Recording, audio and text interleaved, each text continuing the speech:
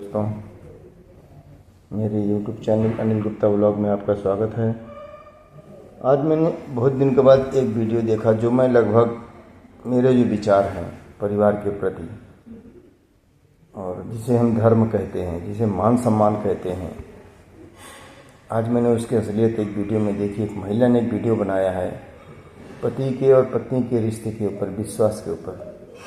पति पत्नी के बीच में जो भरोसा होना चाहिए और जो धर्म की निष्ठा को उजागर करता है, और उन्होंने उन 3 चीज़ों को समाहित किया है जो कि पत्नी के लिए बहुत सौभाग्य की बात होती है।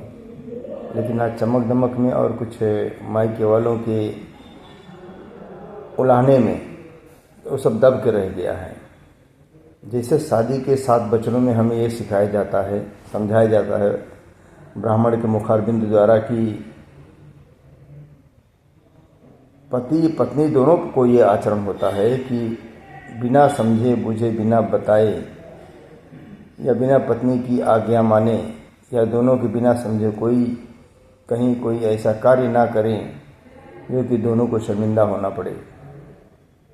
और पति का बरकत, पति का काम का आचरण सब पत्नी के शुभ वचनों पर ही निर्भर है। जैसे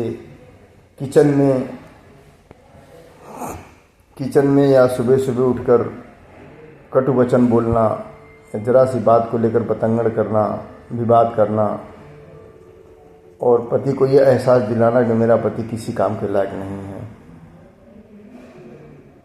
और उनके आपसे व्यवहार को भी नज़रअंदाज करना, उनकी इच्छाओं की नज़रअंदाज करना, ये सब पत्नी के लिए बड़ी शर्म की बात है।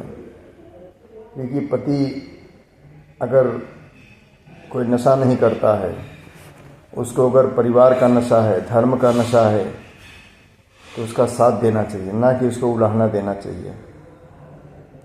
लेकिन आजकल ये नहीं हो रहा है और इसीलिए बरकत रुक जाता है, कुल देवी नाराज़ हो जाती हैं और फिर बाद में परिवार के सामने तमाम सारी परेशानियां का सामना करना पड़ता है। एक कहावत है ना, बिना विचारी जो करे सो पाछे पछताए। और धर्मशास्त्र का कहना है, हमने प्रवचनों में सुना है, ये जो भगवती सरस्वती हैं वो जीवा पर 24 घंटे में एक बार हर मनुष्य के जीवा पर बसती हैं। तो क्रोध में ऐसा कोई वाणी ना निकले तो सत्य हो जाए, क्योंकि वो कटता नहीं है।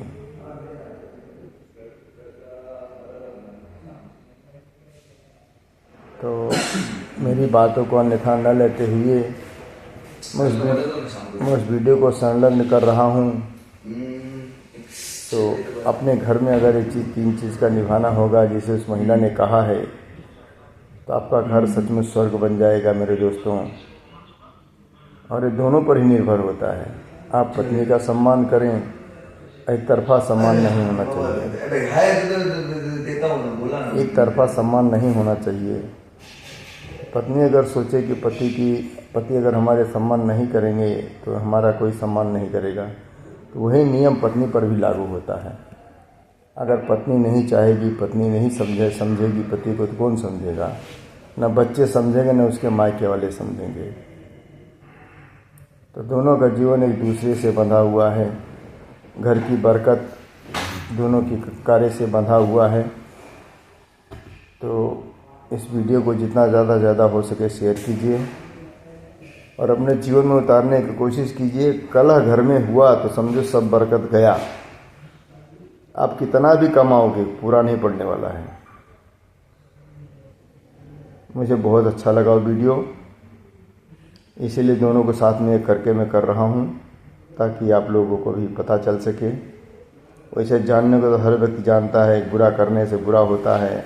सिर्फ अपना ही मान सम्मान देखना हर मनुष्य का कर्तव्य नहीं होता है।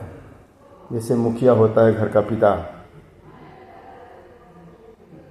तो उसका फर्ज है एक ही नज़र से सबको देखना, चाहे वो दुबला पतला बेटा हो या बेटी हो या हिष्ट पुष्ट हो। उसी तरह हर विषय में होता है। काम करने की जगह पर, गांव के पंचायत में या समाज के रीति रिवाज में मुखिया मतलब होता है सबको लेकर एक नज़र से, एक विचार से लेकर चलना, ना कि कम ज़्यादा आंकना।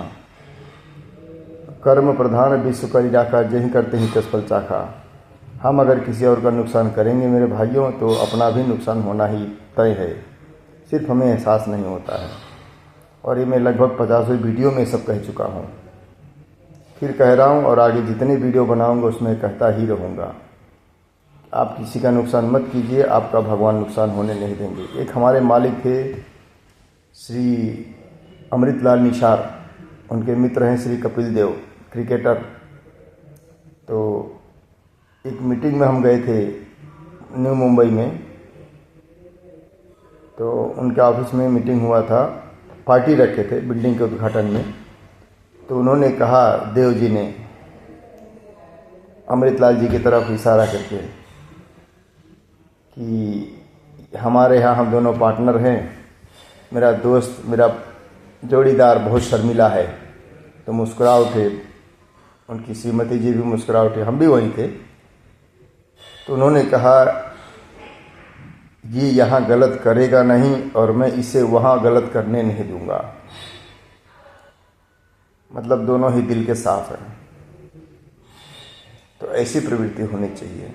कुछ भी हो, न्याय धर्म के प्रति सम्मानित एकदम अडिग रहिए, किसी का नुकसान मत होने दीजिए। आपका 10 रुपये के बजाय 8 रुपया बचता है, 8 रुपये में संतुष्टि रखिए, उसी में बरकत होगा, उसी में 1 रुपया बचेगा।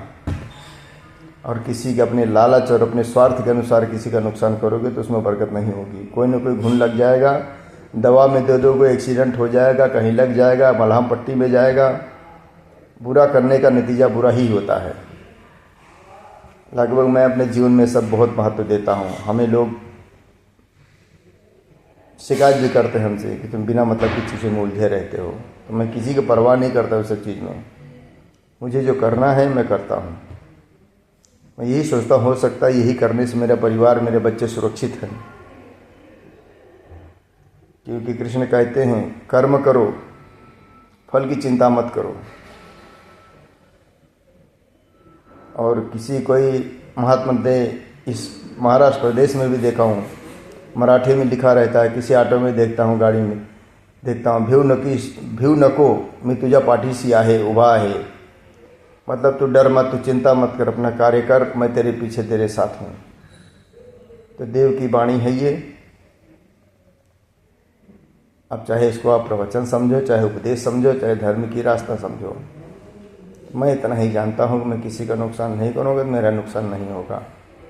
फ़र्क इतना पड़ता है, किसी दूसरे द्वारा किए गए कार्य से हमें नुकसान भी होता है तो दाल की जगह नमक रोटी मिलता है, लेकिन मिलता है। और मैं ये लगभग 20-22 साल की उम्र से झेल रहा हूँ। मुझे बहुत कम साथ मिलता है किसी का, अपने आप में ही लड़ता रहता हूँ, पल पल लड़ता रहता हूँ और अभी तक लड़ते ही चले आ रहा हूँ। कोई किसी का नहीं है, यार दोस्त मित्र, माता पिता भाई बहन पति पत्नी बच्चे, कोई किसी का नहीं है। सिर्फ पैसे के लालची सब हैं। पैसा है तो दुनिया है, पैसा नहीं तो कुछ नहीं। बस आज के लिए इतना ही बहुत है मेरे दोस्तों। बहुत दिन के बाद वीडियो बनाया हूँ, यहाँ अपने ऑफिस में बैठा हूँ, मित्रों के बीच में हूँ, सहयोगियों के बीच में हूँ। नमस्कार, जय हिंद, जय माता दी, जय महाराष्ट्र।